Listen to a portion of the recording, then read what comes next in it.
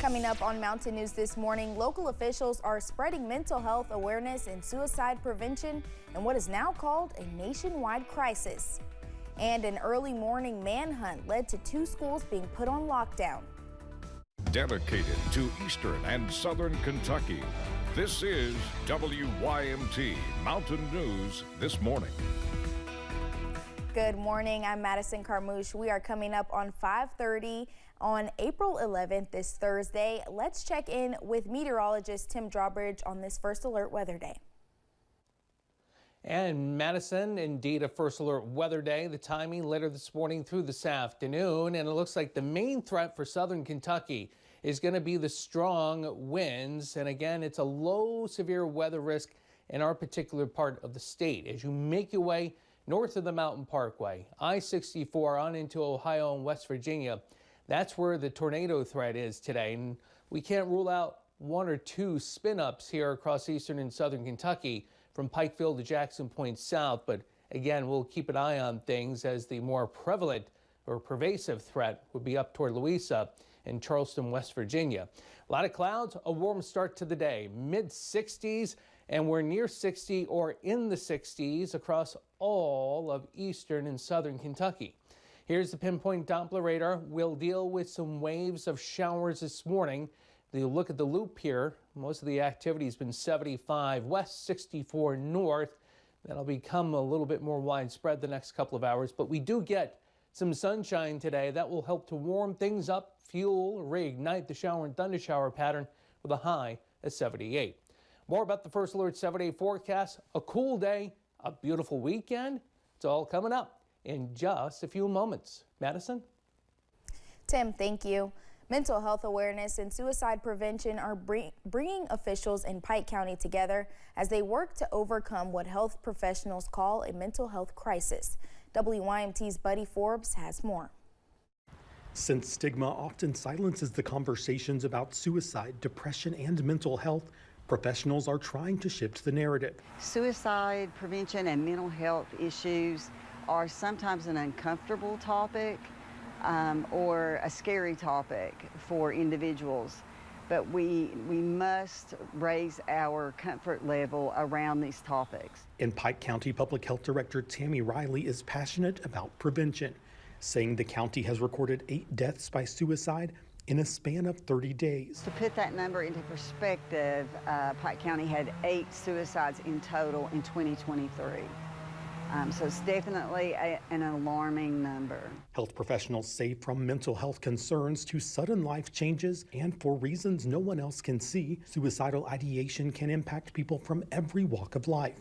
And Riley says research shows men are more likely to attempt and complete suicide and less likely to reach out for help. From a public health perspective, it makes you wonder, have you done enough as far as raising awareness, promoting the resources that are available around mental health and mental health concerns? So the county and state are working to make help more accessible, with local partnerships in place to make sure every person has access to resources specific to their situation through the statewide 988 crisis line. On the other end of that line, whether you call or text, are compassionate, trained professionals who do know where the local resources are and will direct the individual to the appropriate resource. Reminding everyone, even when it feels like you've reached the end of your rope, you are surrounded by reaching hands, trying to offer a little hope. In Pike County, Buddy Forbes, WYMT Mountain News.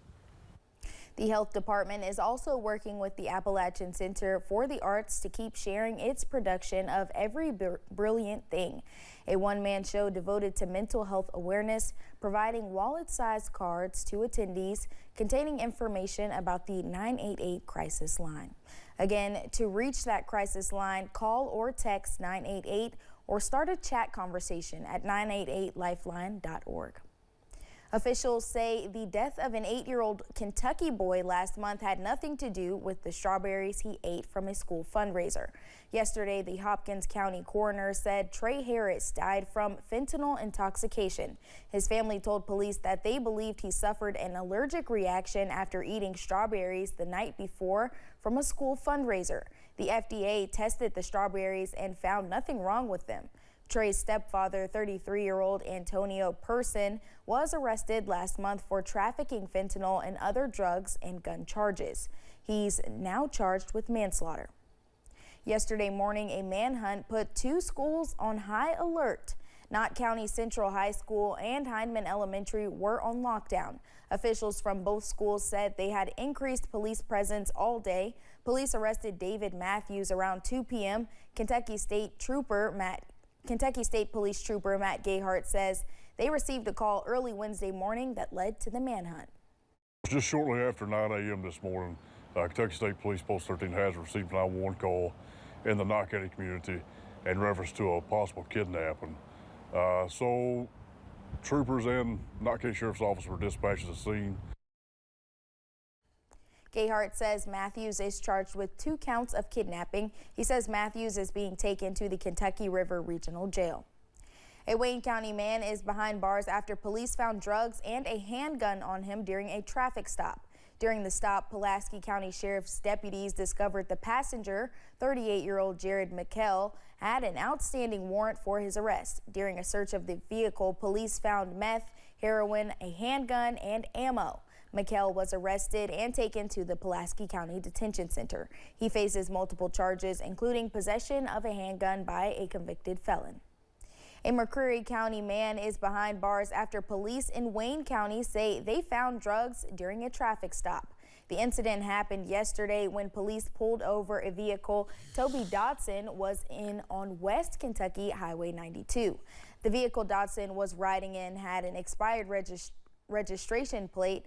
During the stop, police found 2 syringes, a set of digital scales, and a piece of crystal substance. Dodson faces multiple charges and was taken to the Wayne County Detention Center.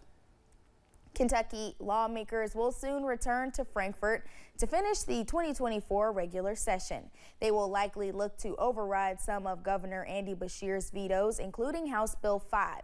The controversial bill is also called the Safer Kentucky Act. Advocates say it cracks down on crime. Opponents worry about the effects it could have, especially on the state's homeless population. I think we lack resources in the state of Kentucky. I know there's definitely a lack for safe and affordable housing. Supporters of the bill say it will cut back on gun violence and other crimes due to harsher punishments. On to some national news this morning. Federal authorities are making sweeping progress in arresting those who stole COVID-19 pandemic relief funds and prosecuting them. Tuesday, the U.S. Justice Department said its COVID-19 Fraud Enforcement Task Force has seized nearly $1.5 billion in stolen funds. More than 3,500 people have reportedly been charged with federal crimes related to COVID relief fraud, totaling more than $2 billion. Wednesday, President Biden announced the first ever national drinking water standard for PFAS, protecting 100 million people from PFA exposure. PFAS are found in a lot of our daily items, from some nonstick pans to various food and even water. They're called forever chemicals because they can take more than 1,000 years to break down. They've been linked to various health problems, including liver damage, thyroid disease, and even cancer. The Biden administration's announcement will devote an additional $1 billion to help every state and territory fund PFAS detection and treatment system to meet the new standard. For the first time in decades, we're setting a drinking water standard that gets those chemicals out, that makes sure that the utilities that you get the water from have rules of the road that can be enforced against, and you can have peace of mind. That's really important in terms of our public health, preventing massive illness risk, including cancer risk from these forever chemicals. The program also falls under the Cancer Moonshot program, which has a goal of cutting the cancer death rate by at least half by 2047. Several parts of the country suffered drought-like conditions for years, leading to high water prices. A recent string of storms in the west helped with the problem, but also led to flooding. Now some communities are figuring out how to reuse all of that extra water. Danya Backus takes a look at how places like Los Angeles are working to become sponge cities.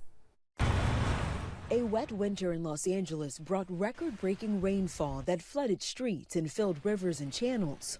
While most people dread the dreary weather, Marty Adams welcomes it. It does excite us when it rains. Adams, general manager and chief engineer of the Los Angeles Department of Water and Power, says this 150-acre spreading ground, considered sponge infrastructure, captures the stormwater. Let's talk about how much water can be held right here.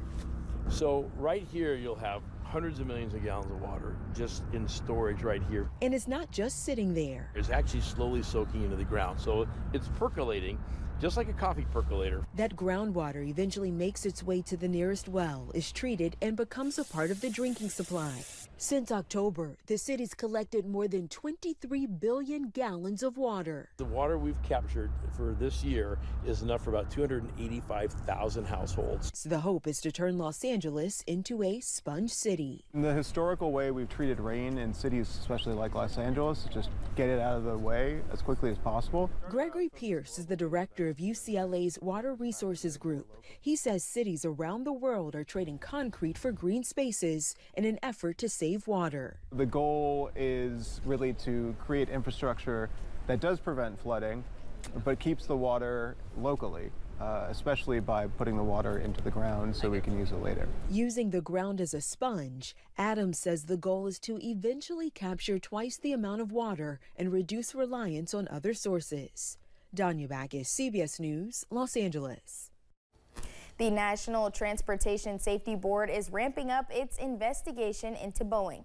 Late Wednesday, Boeing provided federal investigators with documents that may show instances where a door plug was removed from a 737 MAX as it was being assembled. The new documents may shed light on why Boeing employees did not document that key moment on the assembly line or explain why a door plug flew out during Alaska Airlines Flight 1282 in January. Women using the ride-share service Uber now have more safety options. Uber says it's added 4 new safety features to the app. There's a PIN verification giving riders the option to get a 4-digit code to make sure they're getting in the correct car. There's the ride check feature that lets you know if a driver goes off course, stops unexpectedly, or ends a trip early. Riders can also share their trip with a friend or family member for an added layer of protection. When we return, Disney is changing some ground rules at its parks after multiple people abused the disability line. And the pinpoint Doppler radar already active early on this Thursday morning. How more active will it get the rest of the day? We'll let you know. Your first alert 7-day forecast. That's all coming up right after the break.